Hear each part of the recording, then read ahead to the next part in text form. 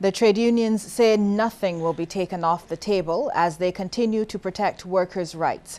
The promise, as both the National Union of Public Workers and the Barbados Workers Union await the outcome of a cabinet meeting to determine their next step in the impasse with the National Conservation Commission. But in the meantime, they've summoned all NCC workers to a meeting at the National Union of Public Workers. This after a 7-hour meeting between the parties, mediated by Acting Labour Minister Senator Maxine McLean, ended last night without resolution. Afterward, Senator McLean said the issue of last in, first out is not absolute, as has been previously suggested, and the unions were also concerned about the consultation process. As a result, Senator McLean said she would meet with her cabinet colleagues today to update them on the matter. The policy basically says the retrenchment policy should generally be last in, first out, and care should be taken to ensure that programs are not unduly affected. And it was recognized, contrary to what some people might be saying in the media, that there is no absolute last in, first out. We agreed on that. What we are seeking now to finalize is the whole issue of the process of consultation. There are some differences in respect of that, and given where we are and the inability to come to an agreement, I will take the matter to Cabinet. President of the National Union of Public Workers, Walter Maloney, spoke on behalf of both unions. He weighed in on the issue of last in, first out from the union's perspective. The whole notion of last in, first out would have been applied in the public service. And what we found interesting is that even when we recognized that there were some anomalies in the way it was done in the public service, once we call them up, give them the evidence, then persons were recalled. So we are saying that we cannot understand why it is so difficult for the NCC not to follow not to follow suit. Well, that meeting at the National Conservation Commission with the workers is underway. Scores of them converged on the headquarters of the NUPW to be updated about the retrenchment process. Before going into the meeting this morning, NUPW General Secretary Dennis Clark told the media that he will let the workers know what led to yesterday's breakdown in talks, and he's awaiting the conclusion of that cabinet meeting for a response to determine the next course of action. The NUPW boss also responded to questions about an alleged threat to current workers who are attending today's meeting at the union in solidarity. I am not certain as to whether or not the ones who are still employed are here in solidarity. But what I know just now, the last call I had was from a worker who said that the management have said to them that if they go, they are going to dock their pay for the entire day, although they would have gone to work since 7:30 this morning. So my advice to that person, well, if you know, depends on it, you make a decision, because it is solidarity that we need, and we got to show the powers that be that this is a national issue now. This isn't an NCC issue. It's a national issue where we want fairness. The Barbados Workers Union, meanwhile, says it will investigate the situation as it relates to threats against NCC workers, describing the possibility of such as unfortunate. But BWU Deputy Director of Industrial Relations Dwayne Paul believes the matter as it relates to retrenchments could be resolved as early as the end of the week.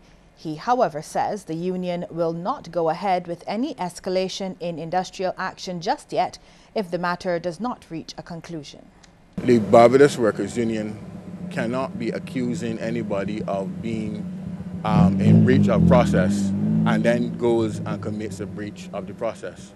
We have been following the process. The process has been moving very swiftly. We started with consultation with the management. It was moved with consultation to the Chief Labour Officer, who has passed the matter on to the Minister. The Minister has said that she will speak to her cabinet as well as the Minister responsible for the civil service today and respond. So as far as the Barbados Workers Union is concerned, we are in the process. In other news now, the Barbados Investors and Policyholders Alliance has been responding to the latest developments regarding the operations of Clico International Life. Judicial Manager Deloitte Consulting Limited says it has received Cabinet approval of the terms, conditions and actions to be taken as set out in the restructuring for the Barbados operations. Among the aims are that all policyholders with traditional insurance policies will receive the full value of their policies with the support of the government.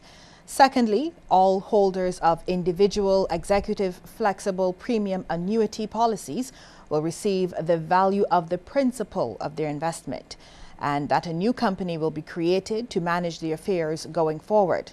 Now, BIPA President June Fowler says they are heartened that Cabinet has finally approved the proposals and that a timeline has been attached, and that gives some clarity to the matter.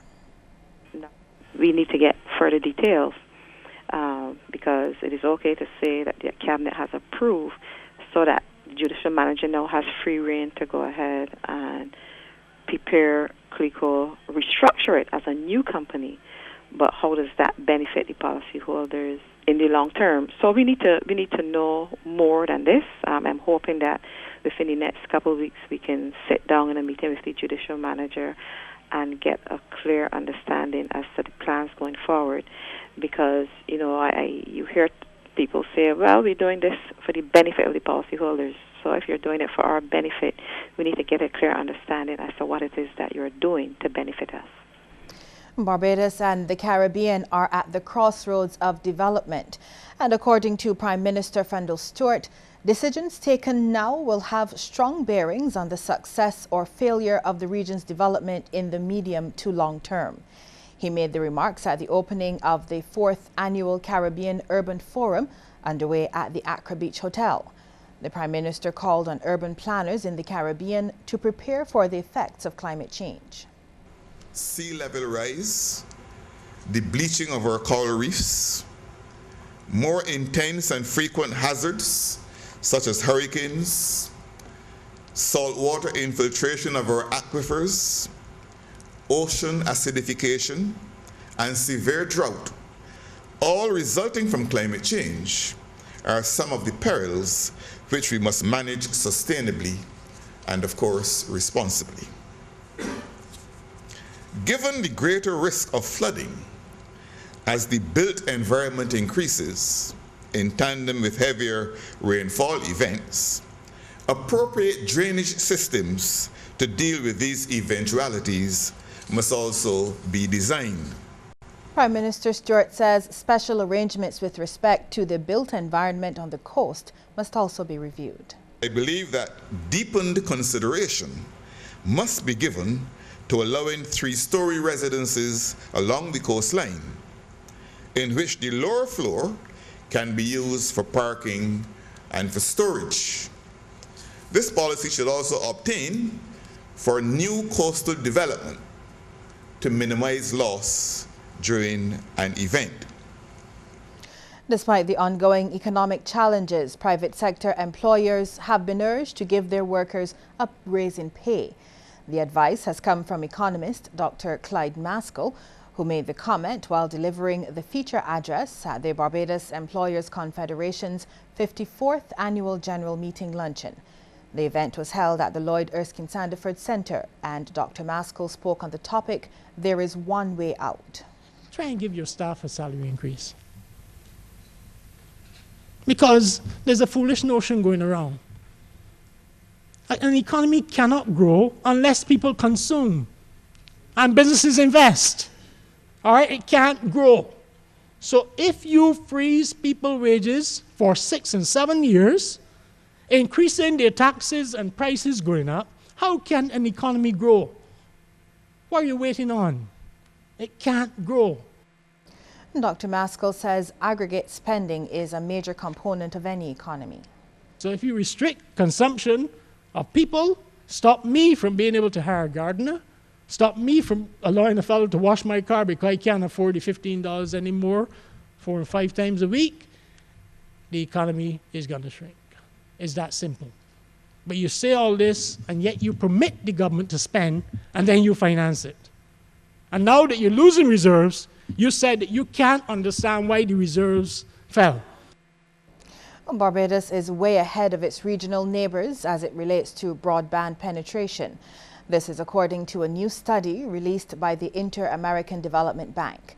Chile leads the region, ranking with a combined score of 5.57, followed by Barbados at 5.47, and Brazil with 5.32. The study, however, notes that the region lags far behind developed countries in broadband penetration.